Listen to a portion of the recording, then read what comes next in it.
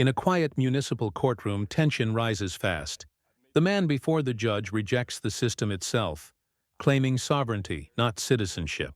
As Judge Grant begins the arraignment, Jonathan Schuster insists he's not a U.S. citizen, but a sovereign man. The courtroom grows uneasy as he challenges the very identity the court recognizes. Go ahead and have a seat, please. His rights at arraignment. My honor. So, for the record, I've made this special visitation under duress pertaining to the matters of Jonathan Troy, Faifolea Somalia Schuster. For I am beneficiary, I am sovereign, I am man. The flesh lives, the blood flows. I am a non-U.S. citizen, American national. I am sui juris imperfecta persona. I reserve all rights. I do not understand the status, and so I ask you, ma'am, what is your name? What is your nationality, and what is your status? I'm Judge Grant. I am a citizen, and I'm the judge in this court. You are here subject to appropriate jurisdiction. So you are here for an arraignment. You've been charged with a crime. Today, you will be asked to enter a plea. Ma'am, Judge Grant calmly lists a series of charges: driving with a suspended license, lack of registration, and other traffic violations. But Schuster interrupts, again and again, demanding proof of jurisdiction. His words tumble quickly, legal terms mixed with emotion.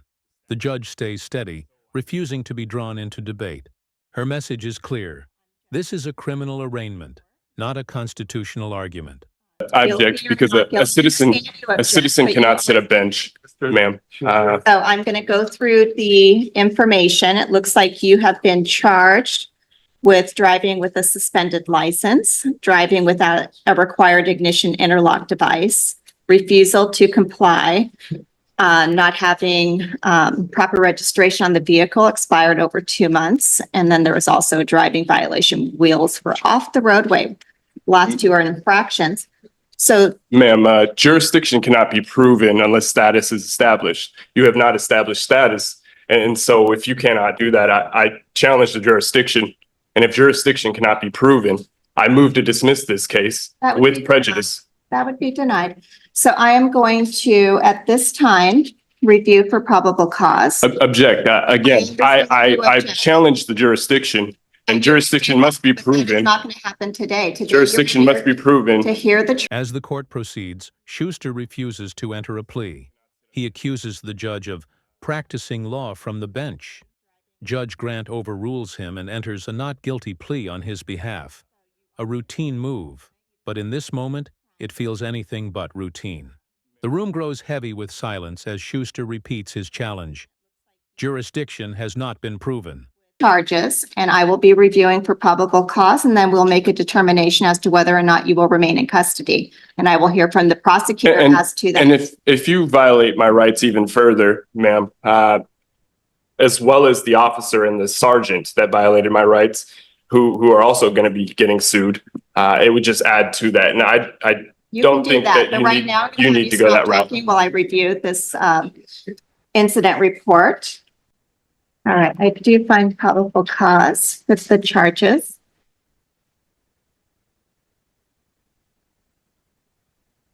I will be entering not guilty, please. Ma'am, you cannot practice law from the bench. I object. Noted. You cannot enter a plea for somebody. That is, practicing bench from the law. Unless you want to enter a plea of guilty, today there'll be a plea of not guilty. I understand you are objecting. Ma'am, I object. The judge questions his competency, not as an insult, but as a safeguard. His rapid arguments, layered with legal buzzwords, raise concern. Schuster reacts sharply, calling the idea outrageous. He insists his rights are being violated and that he is free to travel unencumbered. The courtroom clerk glances toward the bench, waiting for the judge's signal to continue. Challenge the jurisdiction. Jurisdiction has not been proven. Status has not been proven or established. And once again, you haven't even established, your nationality or your status. I am a non-U.S. citizen, American national by way of America Samoa. I reserve all my rights. Is this something that we need to consider a competency evaluation for? We may need to consider ordering ability to proceed, but it looks like you have a driver's license that recently expired. To question my competency because I'm establishing status and asking you to prove jurisdiction is outrageous. And so, again, if jurisdiction cannot be proven, I move to dismiss this with prejudice based on the grounds that you cannot prove jurisdiction. Judge Grant rules there is probable cause. Schuster, defiant, says again he's sui juris, representing himself as a sovereign individual. The court appoints counsel anyway, a procedural necessity. But Schuster stands firm. I stand on my own 2 feet. His voice echoes with conviction, though the judge remains unmoved. All right, I've reviewed this. You were driving in the city of Lake Forest Park. You were violating Again, laws. I was not driving. Again, I have rights. You were And behind. my rights were violated. Traveling. My rights were violated. My right to travel freely unencumbered was violated. There was no emergency in which the officer needed to put on his red and blue lights. And so, again, if status cannot be set, jurisdiction cannot be proven, I move to dismiss this matter with prejudice.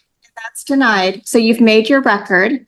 Right now, I'm going to directly appoint counsel from the bench. Ms. McDonald. Again, I am you. sui juris in propria persona. I stand on my 2 feet. I'm in my proper person. And so I reserve all my rights. I understand. The prosecutor argues for $2,000 bail, citing concerns about compliance and safety. Schuster's prior record shows missed court appearances and a previous DUI. His public defender pushes back, claiming these are nonviolent offenses, asking for release on personal recognizance. But the judge watches Schuster closely. His tone, his words, his threats of lawsuits all point to a man unwilling to accept the court's authority. That, and I've acknowledged that. I'm not dismissing your case today. I'm going to hear from Ms. McDonald as to the city's position on release. Yes, Your Honor, I am going to be asking that the bail remain the same. It looks like it's currently set at $2,000. I do have some concern regarding his willingness and ability to reappear if he was released on his own recognizance, as well as concerned about community safety and risk of reoffending, given his temperament in the court today. And Your Honor, Mr. Schuster would ask the court to release him on his own recognizance. These are not violent offenses. I don't see that he has any convictions for violent offenses. There was an assault from 2021 that was dismissed. He may have a view of the law that is different than the city's, but that in itself does not indicate that he won't come to court or that he would in any way try to subvert court proceedings. So we'd ask the court to release him on standard conditions. Well, the court can consider whether or not Mr. Schuster is likely to reappear for future court hearings. What I hear from him today is that he completely objects to this court having any jurisdiction. I don't have a good faith basis that Mr. Schuster will return if I were to release him. I do see that he has a prior conviction for DUI. He's on a deferred prosecution at this time in Seattle Municipal Court. He's not complying with conditions if he's driving without a license and driving without a required ignition interlock device. Schuster warns the court that further violations of his sovereign rights will lead to legal action. He names the judge, the officers, even the sergeant involved. The judge listens, patient, professional, unmoved. She notes his record, his warrants, his pattern of non-compliance. In a steady voice, she sets bail at $2,000, citing a lack of good faith that he'll return voluntarily. Also indication that Mr. Schuster will not abide the court's orders to appear on his promise. Want to look at the Seattle municipal case and see when he's next scheduled to Like you had appear. mentioned too, in 2021, same situation, or not same situation, a situation occurred in which they tried to charge me. They didn't have jurisdiction. It was dismissed. And again, I don't want any charges against me because I do have the deferral, which would obviously violate that deferral. And so I will make any visitations, special visitations to the court to handle any matters pertaining to Jonathan Troy Faifale Malietoa Schuster. I'm a man, I'm free, and I want it to stay that way. I do see it looks like he's got at least 3 prior warrants. He has 2 priors out of Benton County, 1 out of Lower Kittitas. Which have all The been cleared up. previous warrants history. And throughout this process of going to courts, I've had to learn a lot. And so I know it's no game to just not show and make visitations. That's not what I want to do. And again, jurisdiction does need to be proven, whether it's today or another date. And if you want to violate my rights even further by not releasing me on my own recognizance, ma'am, was it Jennifer Grant? Then, like I had mentioned earlier, you, along with the officer and sergeant, who are already going to be getting sued, I mean, there's no need to add you as well, especially. The exchange turns tense. Schuster refuses representation again, repeating his mantra, "I am sovereign. I reserve all my rights." Judge Grant explains the legal consequences, urging him to accept counsel. He refuses. His words grow louder, a mix of conviction, frustration, and disbelief. The court clerk scribbles notes as the judge prepares to conclude. When you know the law. I I do don't not. see another date set until February 12th of 2025 in the Seattle In case. Seattle Municipal Court. Yeah.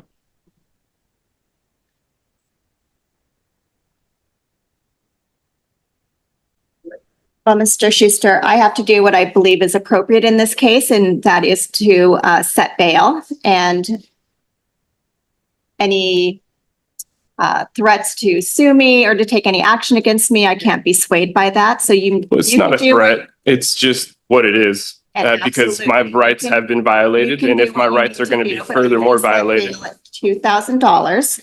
I do not believe that you will respond to the court's order to come back. I do base that upon the conduct in this case, as well as the prior FTA history.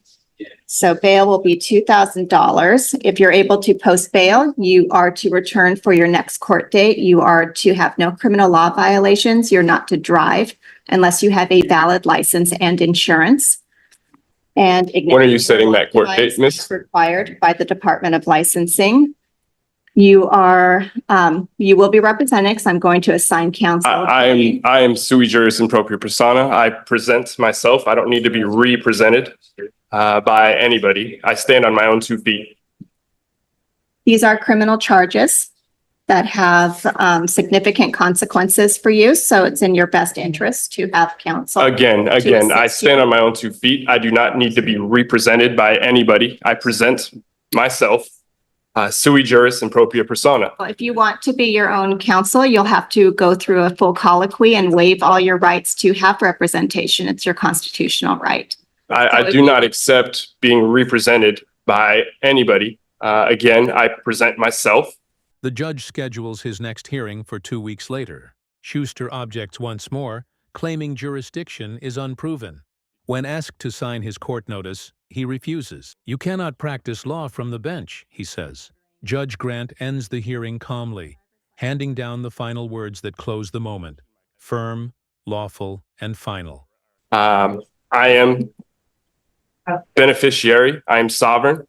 I am an American national, a non-U.S. citizen American national by way of America Samoa, like I had mentioned earlier. I reserve my rights, and I do not need to be represented by anybody. All right, the time for trial expiration is 8/9/24. Again, if you are practicing law from the bench and putting a plea in for me, I object to that. You cannot practice law from the bench. Next court date will be, We want to try for next Wednesday or even the week after that. well, next Wednesday's a holiday, so the 18th, which is pretty full. So I was going to set this on June 24th. That's 2 weeks out. So for the record, you have not established status, you have not proven jurisdiction, and you're denying my rights. Is that correct? I don't know what you think would establish my status, but I do have status to sit in this court. You are a U.S. citizen. A U.S. citizen cannot sit a bench. Sign for your next court date. You're asking me to sign something that you pleaded for me. Is that Yeah, correct? I'm giving you notice of the conditions that I have set as well as bail. You said I'm yes, noting you that I pleaded for found me. probable cause.